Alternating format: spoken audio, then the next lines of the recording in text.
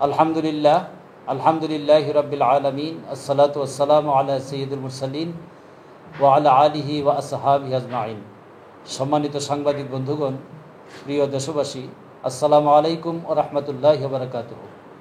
আপনারা ইতিমধ্যেই অবগত হয়েছেন, বাংলাদেশের এক প্রান্ত থেকে আরেক প্রান্ত আমাদের ভবিষ্যৎ প্রজন্ম ছাত্র সমাজের রক্তে রঞ্জিত হয়েছে।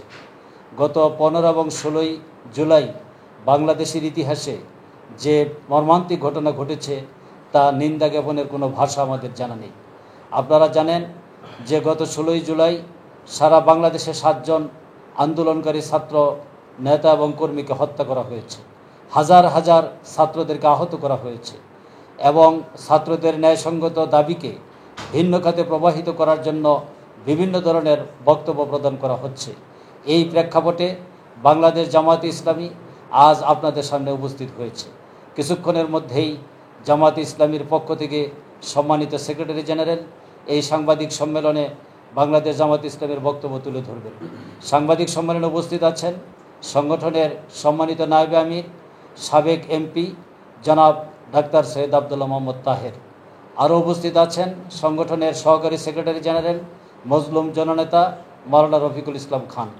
উপস্থিত আছেন বাংলাদেশ জামায়াত ইসলামীর কেন্দ্রীয় নির্বাহী পরিষদ সদস্য, ঢাকা মহানগরী দক্ষিণের সংগ্রামী আমির জনাব নুরুল ইসলাম বুলবুল।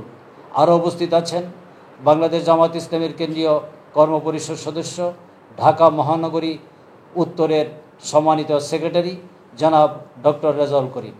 সাংবাদিক সম্মেলনে এখন আপনাদের সামনে বক্তব্য পেশ করছেন সংগঠনের সম্মানিত সেক্রেটারি জেনারেল, সাবেক এমপি, সদ্য কারামুক্ত জননন্দিত নেতা জনাব অধ্যাপক মিয়া গুলাম পরওয়ার।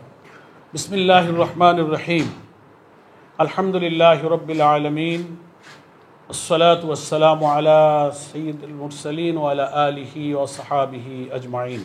প্রিয় সাংবাদিক বন্ধুগণ ও সংগ্রামী দেশবাসী, আসসালামু আলাইকুম ওয়া রাহমাতুল্লাহি ওয়া বারাকাতুহু। আমরা অত্যন্ত দুঃখ ভারাক্রান্ত হৃদয়ে আপনাদের সামনে হাজির হয়েছি। আপনারা ইতিমধ্যেই অবগত হয়েছেন, বাংলাদেশের শিক্ষা প্রতিষ্ঠান সহ সমগ্র বাংলাদেশ আজ রক্তে রঞ্জিত। বাংলাদেশের ছাত্র সমাজের শিক্ষা জীবন আজ অনিশ্চয়তার মাঝে উপনীত। ইতিমধ্যেই ঢাকা বিশ্ববিদ্যালয় সহ বাংলাদেশের সকল শিক্ষা প্রতিষ্ঠান বন্ধ করে দেওয়া হয়েছে। ছাত্ররা হল ছেড়ে দিতে বাধ্য হয়েছে। এই পরিস্থিতিতে আজ আমরা আপনাদের সামনে উপস্থিত হয়েছি। আপনারা সকলেই জানেন, বেশ কিছুদিন যাবৎ সরকারি চাকরিতে বিদ্যমান কোটা ব্যবস্থা সংস্কারের দাবিতে দেশের ছাত্র সমাজ শান্তিপূর্ণভাবে তাদের দাবি আদায়ের আন্দোলন চালিয়ে যাচ্ছে। সরকার প্রথম থেকেই ছাত্র সমাজের আন্দোলনকে তুচ্ছ তাচ্ছিল্য করে অবজ্ঞা প্রদর্শন করে আসছে। দেশের শিক্ষক সমাজ, সাংবাদিক, বুদ্ধিজীবী, আইনজীবী, ওলামায়ে কেরাম সহ দেশের বিভিন্ন রাজনৈতিক দল সমূহ ছাত্র সমাজের আন্দোলনের প্রতি সমর্থন দেওয়ার কারণে ছাত্র সমাজের আন্দোলন একটি সিদ্ধান্তকারী পর্যায়ে পৌঁছেছে। সরকার ছাত্র সমাজের আন্দোলনের যৌক্তিক সমাধান না করে সংবিধান ও আইনের আদালতের দোহাই দিয়ে পরিস্থিতিকে জটিল করে তুলেছে। প্রধানমন্ত্রী শেখ হাসিনা গত 14 জুলাই গণভবনে আয়োজিত এক সংবাদ সম্মেলনে আন্দোলনকারী ছাত্র সমাজকে রাজাকারের নাতিপুতি আখ্যা দিয়ে কটাক্ষপূর্ণ মন্তব্য করেছেন। আওয়ামী লীগের সাধারণ সম্পাদক ও সেতুমন্ত্রী ওবায়দুল কাদের গত 15 জুলাই আওয়ামী লীগের ধানমন্দির অফিসে আয়োজিত এক সংবাদ সম্মেলনে বলেছেন যে আত্মস্বীকৃত রাজাকারদের জবাব দিতে ছাত্রলীগই যথেষ্ট। পররাষ্ট্রমন্ত্রী ডক্টর হাসান মাহমুদ এবং আইনমন্ত্রী আনিসুল হক ছাত্রছাত্রী ও তাদের পিতামাতাকে কটাক্ষ করে তাদের সম্পর্কে অবমাননাকর মন্তব্য ছুড়ে দিয়ে শান্তিপূর্ণ পরিবেশকে উত্তপ্ত করে তুলেছেন। প্রিয় দেশবাসী ও সাংবাদিক বন্ধুগণ, প্রধানমন্ত্রী ও সরকারের অন্যান্য মন্ত্রীদের এই উস্কানিমূলক বক্তব্যের পর সারা দেশে আওয়ামী লীগ, ছাত্রলীগ, যুবলীগ, স্বেচ্ছাসেবক লীগ ও রাষ্ট্রের আইন শৃঙ্খলা বাহিনী গত 16 জুলাই দেশব্যাপী আন্দোলনকারী ছাত্র সমাজের উপর সশস্ত্র হামলা চালায়। পুলিশের উপস্থিতিতে ছাত্রলীগ ও বহিরাগত আওয়ামী সন্ত্রাসীরা আগ্নেয়াস্ত্র, হকি স্টিক, ছোরা, রামদা, লোহার রড সহ নানা অস্ত্রে সজ্জিত হয়ে আন্দোলনরত ছাত্রছাত্রীদের উপর হামলা চালিয়েছে। ঢাকা বিশ্ববিদ্যালয় ক্যাম্পাসে অন্তত 5 জন যুবককে পিস্তল দিয়ে গুলি ছুড়তে দেখা গিয়েছে। প্রথম আলো 16/7/2024। চট্টগ্রামের স্বেচ্ছাসেবক লীগ নেতা মোহাম্মদ দেলোয়ারের হাতে আগ্নেয়াস্ত্র ছিল এবং নুরুল আজিম রনির নেতৃত্বে হামলা চালানো হয়েছিল। মানব জমিন 17/7/2024। ঢাকা কলেজের ছাত্রলীগের সাবেক নেতা হাসানকে পিস্তল দিয়ে হামলা চালাতে দেখা গিয়েছে। তার বাড়ি গোপালগঞ্জ। যুগান্তর 17/7/2024। বিভিন্ন সংবাদপত্র ও টিভি চ্যানেলে প্রকাশিত ছবিতে ছাত্রলীগ ও বহিরাগত আওয়ামী লীগ সন্ত্রাসীদেরকে আন্দোলনরত ছাত্রছাত্রীদের উপর আগ্নেয়াস্ত্র হাতে হামলা চালাতে দেখা গিয়েছে এবং অনেককে তারা পিটিয়ে মাটিতে ফেলে পদদলিত করার দৃশ্য গণমাধ্যমে প্রকাশিত হয়েছে। ঢাকা মেডিকেল কলেজ হাসপাতালে চিকিৎসাধীন আহত ছাত্রছাত্রীদের উপর ছাত্রলীগের সন্ত্রাসীরা হামলা চালিয়েছে। সরকারের মন্ত্রীদের উস্কানির কারণেই গত 15 ও 16 জুলাই সারা দেশে পুলিশের উপস্থিতিতে ছাত্রলীগের সন্ত্রাসীরা সন্ত্রাসী তাণ্ডবতা চালিয়েছে। শিক্ষাঙ্গনে বর্তমানে যে পরিস্থিতি বিরাজ করছে তার জন্য মূলত সরকারই দায়ী। প্রিয় দেশবাসী, আমরা অত্যন্ত উদ্বেগের সাথে ছাত্র সমাজের উপর আওয়ামী সন্ত্রাসীদের নির্মম এই আক্রমণ পর্যবেক্ষণ করছি। দেশবাসী বিভিন্ন ভিডিও ফুটেজে দেখেছেন রংপুর রোকেয়া বিশ্ববিদ্যালয়ের ইংরেজি বিভাগের ছাত্র আবু সাইদকে গুলি করে পুলিশ ঠান্ডা মাথায় কিভাবে হত্যা করেছে। এই হত্যাকাণ্ডের দৃশ্য জাতীয় দৈনিকে ও বিভিন্ন সামাজিক গণমাধ্যমে ব্যাপকভাবে প্রচারিত হয়েছে। ছাত্রলীগের সন্ত্রাসীরা ঢাকা, চট্টগ্রাম, রংপুর সহ সারা দেশ সাধারণ ছাত্রদের রক্তে রঞ্জিত করেছে। তাদের আক্রমণে 7টি তরতাজা প্রাণ অকালে ঝরে পড়েছে।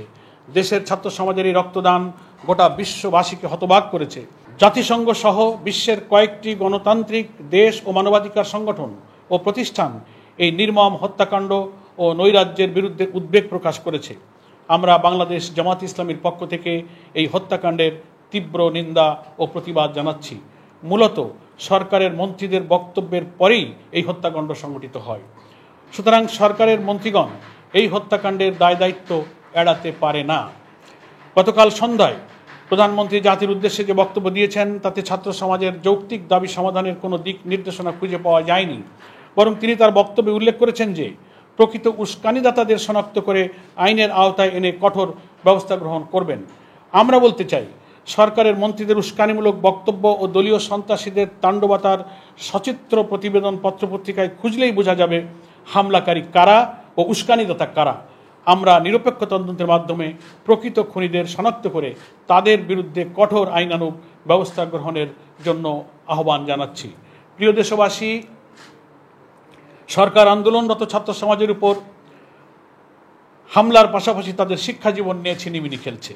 ইতিমধ্যেই দেশের সকল শিক্ষা প্রতিষ্ঠান বন্ধ ঘোষণা করা হয়েছে। শিক্ষা প্রতিষ্ঠান বন্ধ করে ছাত্রদেরকে জোর করে হল থেকে বের করে দিয়ে সমস্যার সমাধান করা যাবে না।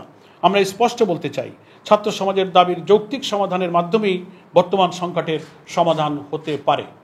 কিন্তু সরকার তা না করে গোটা ছাত্র সমাজের শিক্ষা জীবনকে অনিশ্চয়তার মাঝে ঠেলে দিয়েছেন। সরকারের এই হঠকারী সিদ্ধান্ত জনগণ কিছুতেই মেনে নিতে পারে না। একটি দায়িত্বশীল সংগঠন হিসেবে দেশের বিদ্যমান এই পরিস্থিতিতে আমরা বাংলাদেশ জামাত ইসলামীর পক্ষ থেকে তাই নিম্নোক্ত আহ্বান জানাচ্ছি। 1. 7 জন ছাত্র হত্যাকাণ্ডের সাথে সংশ্লিষ্ট খুনিদেরকে অবিলম্বে গ্রেফতার করে তাদের বিরুদ্ধে কঠোর আইনানুগ ব্যবস্থা গ্রহণ করতে হবে। 2. আন্দোলনরত ছাত্রছাত্রীদের দাবিসমূহ বিবেচনায় নিয়ে অবিলম্বে তার যৌক্তিক সমাধান করতে হবে। 3. অবিলম্বে সকল শিক্ষা প্রতিষ্ঠান খুলে দিয়ে ভবিষ্যৎ প্রজন্মের শিক্ষা জীবন রক্ষা করতে হবে। 4. যারা সশস্ত্র হামলার নেতৃত্ব দিয়েছে ও হাজার হাজার ছাত্রকে আহত করেছে তাদের বিরুদ্ধে আইনানুগ পদক্ষেপ গ্রহণ করতে হবে। 5. নিহতদের পরিবারকে উপযুক্ত আর্থিক ক্ষতিপূরণ দিতে হবে এবং আহতদের সুচিকিৎসার ব্যবস্থা করতে হবে।